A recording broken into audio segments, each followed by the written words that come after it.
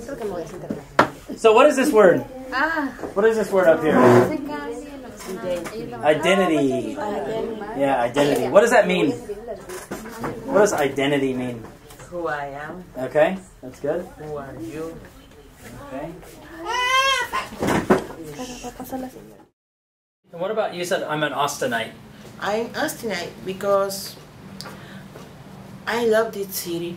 It's similar to my hometown Tampico, but Austin is bigger. Yes. All right, so we've got job, right? We've also got gender. What else? What's another way you identify yourself? Good.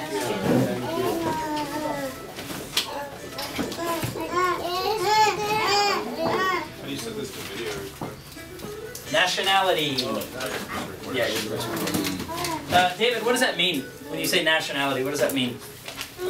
Describe it. The country where you're from. Okay, the country where you're from. Good. Good. You see that word? Nation is like country. Right? Nation is the same as country. Nationality is what country are you from? Okay, go. I am Rosie. I am mother. I am Mexican. I am married. I am Catholic. Yeah, I feel this is my country. Yeah. I feel I'm American now. I don't feel I'm Libyan. Yeah. I'm American. I'm Austin. I'm Austin too. Nice. I want to add one more real quick, and that one is we're running out of space. So that's sexuality. Right. So we've got gender, we've got male, female. What is sexuality? What? What do you want? Okay. Yeah. Who do you find attractive? Right? Who do you have relationships with? So you have relationships with men, with women, with both, with neither. Okay. Ali wants to know that he has relationships with women. Thank you, Ali, for making sure that we know. Okay. And that one can be complicated, right? Because for some people, they're not comfortable with the way that they feel, right? So sometimes that one, all of these can be very complicated, right? Sometimes it's hard to accept these pieces of ourselves. Okay? I am Christian, I am wife, I am mother, I am daughter, I am sister. Okay, so why did you put Christian at the top? Why is that most important to you? I think, I live in God. When you live in God, you have strong roots in about the Lord. You can make all the things. You can be a good wife. If you are a good wife, you can make a good mother, and good daughter, and a good sister. What else? What are other ways we identify ourselves? Color. Color of what? The race. The race. Okay. So like color, skin color? Yeah, okay. color. Skin color. All right. And I'm gonna make. You guys said an R word. Race. Race. Race. Yeah. Like mix race. Okay, my Yeah, I skin. don't feel bad because I am not white or black. Right. You're black, no? But I feel good. Yeah. Being brown. Good. So you like the color of your skin. Okay. Do you ever have moments where you feel like you have to defend yourself because of your skin? You ever have moments where you feel like people are Or maybe being racist towards you because of your skin? No. No? That's good. That's good. That makes me proud of Austin. So far, like, Yeah, that's good. That's fantastic. Thank you, David. Let's give him a hand. No, yo soy Rocío, me gusta mi nombre, suena fuerte, hace que yo me sienta fuerte. Soy feliz, soy una madre muy feliz, tengo dos niñas hermosas, son un regalo de Dios, Michelle y Andrea. Me gusta verlas crecer, sus cambios desde bebé hasta ahorita. Soy feliz de ser una estudiante, me gusta estudiar aquí inglés, me gusta tratar de ser mejor en la vida, pero también me gusta conocer la gente, conocer todo lo que hay a mi alrededor y aprender de ello. You're going to put them in order. Okay? So which one is the most important to you? Goes at the top.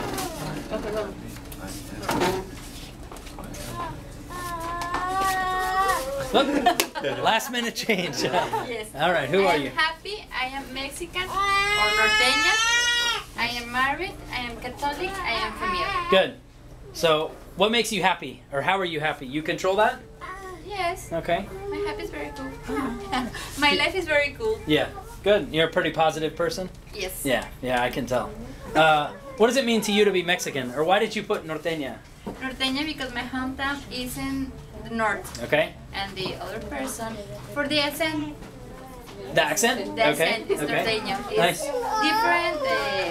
The person in the center on sur, on the south. South? I'm sorry. Good. It's different the accent. The accent, okay. I am Mexican because I speak Spanish and my color, Yep. and I feel proud about my culture. What else? What's another way you identify yourself? Age? Good. Age. Alright, now we're going to go around. Everybody tell me how old you are. 15? Yeah. Oh wow, it's all the same age. That's okay. We're all 21. I'm 85. 85, there you go. You look it. You're very healthy for 85. So age, what is age? Right, in Spanish you'd say edad. How do you say age do you have a word for that? Same in Spanish. Same in Spanish? Edad? Liar. How do you say mentiroso in Arabic? أنا علي. أنا مسلم. نحب وظيفتي من قبل كنت نلعب في كورة. نحب نقعد مدرب أطفال لأني نحب الهواية هذه.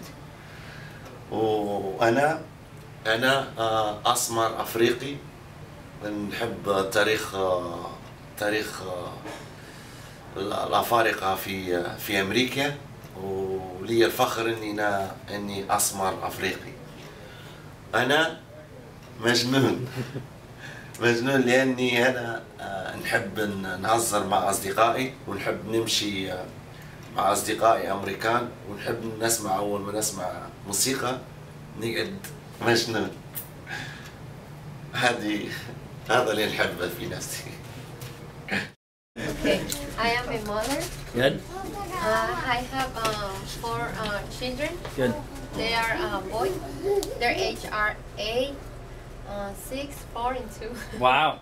So, tum, tum, tum. Like stairs.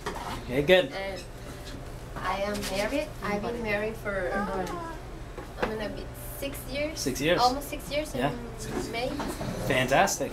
Congratulations. And I am Catholic. Good.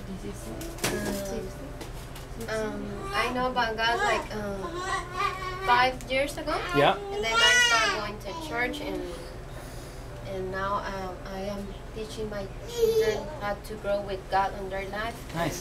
I am Mexican. Nice. What does that mean? Tell me what that means. I'm Mexican. Mexican. I speak my language is Spanish. Yeah. And now that my children are here, it's my job to teach them my culture and to help them to how to write and speak Spanish right because I am Mexican. Yeah, good.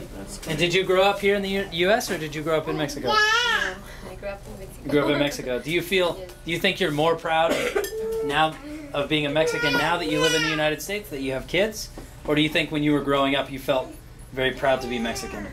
No, Has it changed at all? when I was in Mexico, I didn't think about this, but now that I am here in Austin, Yeah. I see how Austin is, and I like Austin. I love Texas. Good. I love Austin, and I love Yeah, my country. that's awesome.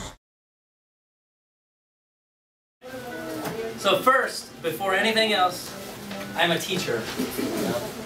Okay? So I work as a teacher, that's my job, but when I leave school, I still try and teach. I try and teach, I try and learn, I try and teach myself. I read about learning, I learn about reading. Okay, so first for me, I'm a teacher. Next one, this is new for me. 1 year, I'm an uncle. Okay, so that's nice. I think that also changed the way that I look at the world. It changed the way that I look at my brother. My brother is now a father, which is very different for me, but it's something I'm very proud of. I'm Rocio. My first name is Maria. I don't use Maria. Never. Never. I like Rocio. Nice. Rocio. Good. And a mother? How many children do you have? Yes, I have 2 daughters. Michelle, she is 10 years old, and Andrea, she is 6 years old. They are my God gift. They are wonderful, and I'm pretty proud for to be their mother. Good, good. Have your feelings as a mother, have they changed since when you had your first child, when she was a baby? Now they're getting older, they have more, maybe more personality, or they're in school a little bit older. Have you changed as a mother? Yes, I enjoy to be mother. Yeah. And enjoy each step in their growth. Is pretty different when they were babies, Yeah. and now. Right. Right. Yeah, and it's pretty different when I was single or married, but without daughters, with son, Right. and now. Right. And do you prefer one or the other? It's good for the time. Obviously, I prefer to be mother Yeah. now. Do you feel more, less, or the same pride to be Mexican now that you live in the United States? It's the same because it's different the life in USA and Mexico. I'm proud of Mexico, but the life in USA is better Yeah. for the all things. Yeah. Yeah. The school, the medicine, is different. It's more easy in USA. Good. How long have you been in the United States? It's 1 year. 1 year. And how did you learn to speak English? 1 year. Job or occupation, religion, social status, behaviors, personality or character, sexuality, self-esteem, age, hopes, family, race, skin color. So what are your top 5? Who are you in 5 words? First, I'm Mexican. All right, so Mexican first. Why? Why? Mira, vamos a hablar con cámara. ¿Okay? Yeah, I want to listen. ¿Quieres hablar con cámara? Yeah. Okay. Dile, I'm Mexican because I was born in Mexico. Great. And how does that affect your life now, being Mexican? Being Mexican, it's very interesting because I feel a little proud for Mexico because they grow very faster in my state. Okay. And what's one more? I'm a woman. A woman. Okay. What does that mean? I want to be a strong woman. I am Ali. I am Muslim. I am a coach. I am Black African. I am crazy. Good.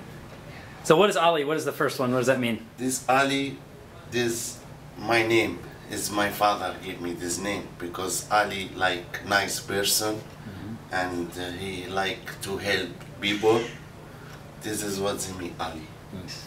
And is that below it? What's that? Where you got Ali, A-L-I, but below. This Ali. This Ali and my name. How to writing in my language.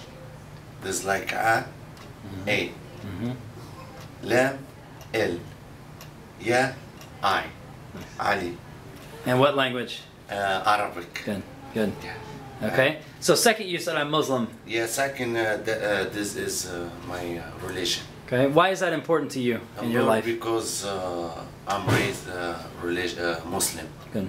And but I'm Muslim, but I love any relation. I respect any relation. Yeah. Because I had a student with me here, different religion. I respect her. I'm Muslim, but I love all religion. Good. Doesn't matter. And then this, I write in Arabic down, Muslim. Nice. This Muslim. Good. Do you feel like being a Muslim, you've changed as a Muslim from Libya, now you live in the United States? Like have your beliefs, have your practices changed as a Muslim? Yeah, for me, not different here or in my country, because Muslim similar, you know, over there or here, because Muslim, really Muslim nice, be nice, you know, with any religion. This is Muslim for me. This is my father and my mother teach me how to love any religion. Doesn't matter, Christian, right. Jewish. I will be nice with any religion. Yeah. I want to talk a little bit about. You said I'm a Black African. Mm-hmm. Do you have relationships with other African Americans in the United States? Oh, I have. Friendships or? No, yeah, my neighbor, he's black. Okay. Black Africa, he's a nice person. Yeah. He sometimes help me a lot, you know. Yeah. But to learn something in Austin. Mm-hmm. And then when I came in United States, I'm very, very happy and proud about black people here. Yeah. It's because USA, black history here. I'm happy, I'm black African. Student? I'm a student. Okay, how are you a student? Explain that. Because it's a lifestyle for improve my life. Good. I like this. Yeah. Reading, I like writing. I love learn everything. Yeah. Good. So maybe not just because you're in class, but just a student like in life. Right? You just enjoy learning wherever you are. Yes. Yeah, that's good. A lifestyle. I like that word. Yes. So what is this word?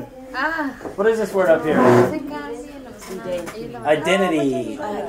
Yeah, identity. What does that mean? What does identity mean? Who I am. Okay, that's good. Who are you? Who are we? Right. So who am I? Who are you? Who is she? Who is that guy? Who are they? Who are my parents? Who are my children? Austin, because I love this city. It's similar to my hometown Tampico, but Austin is bigger, bigger. I love the park, the museum, the people. The people is pretty healthy, friendly, open mind. It's pretty similar to my hometown. Yeah. But I love because it's a green city too.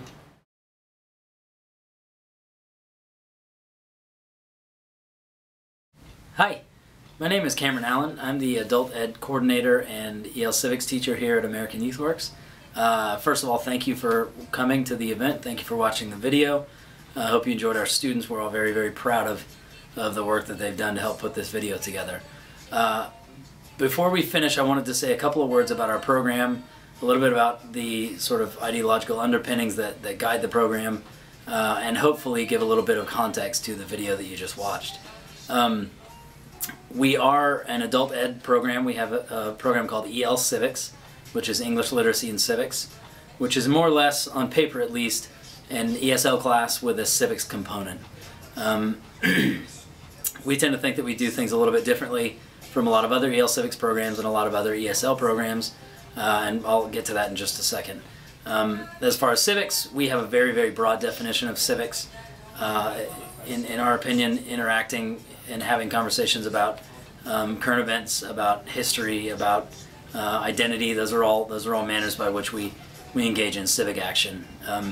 This may or may not manifest in a lot of our students being, taking citizenship classes or voting or engaging directly in a political process. But we do focus quite a bit on engaging in civic dialogue, probably much more so than a lot of people who have every right in the world to be out there voting and lobbying for issues that they believe in. So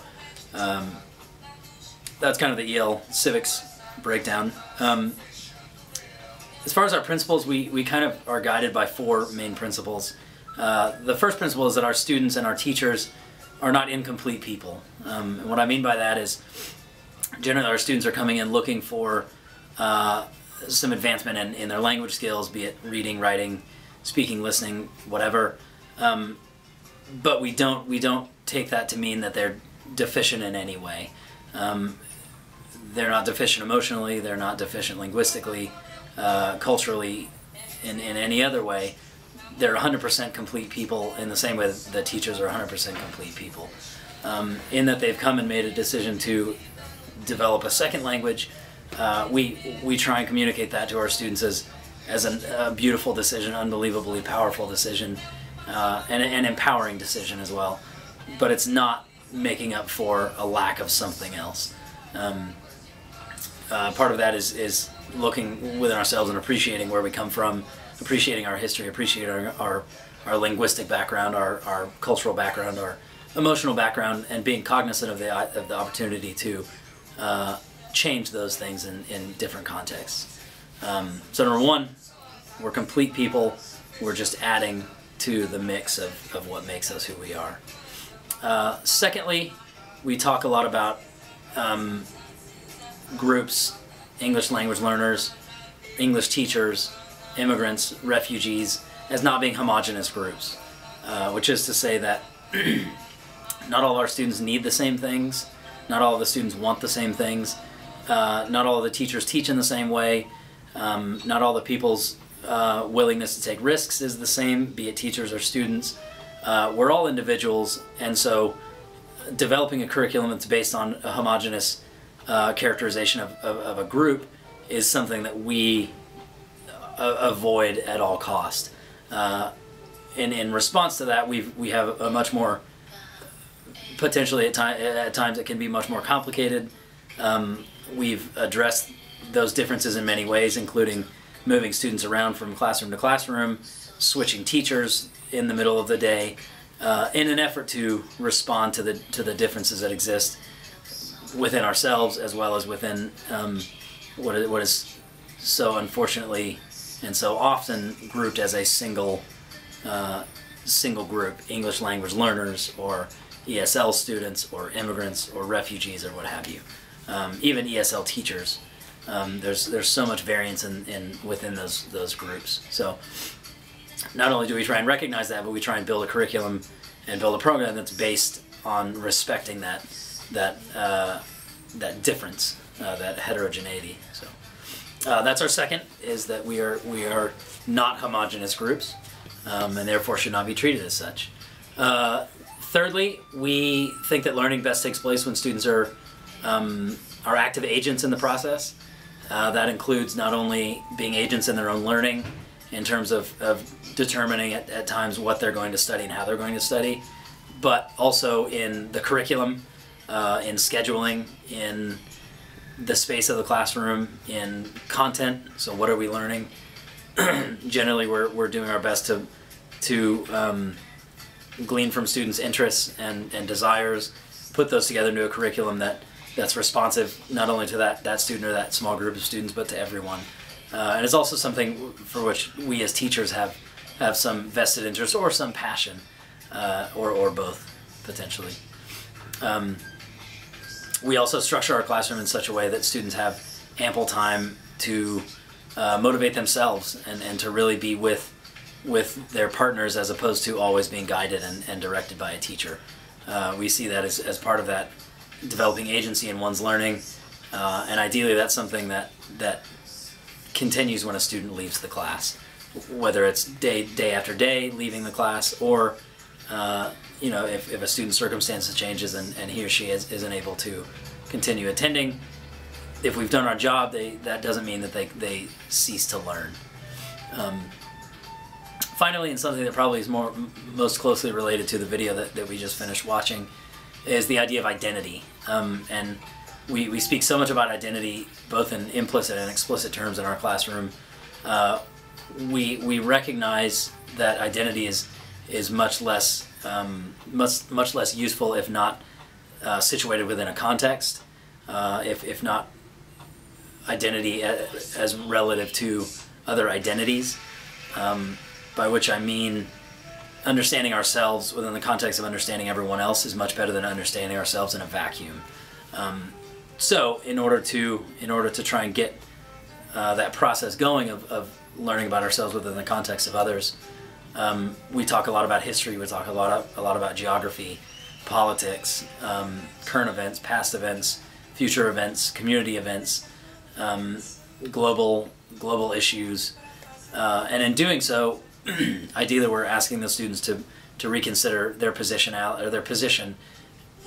within those different contexts.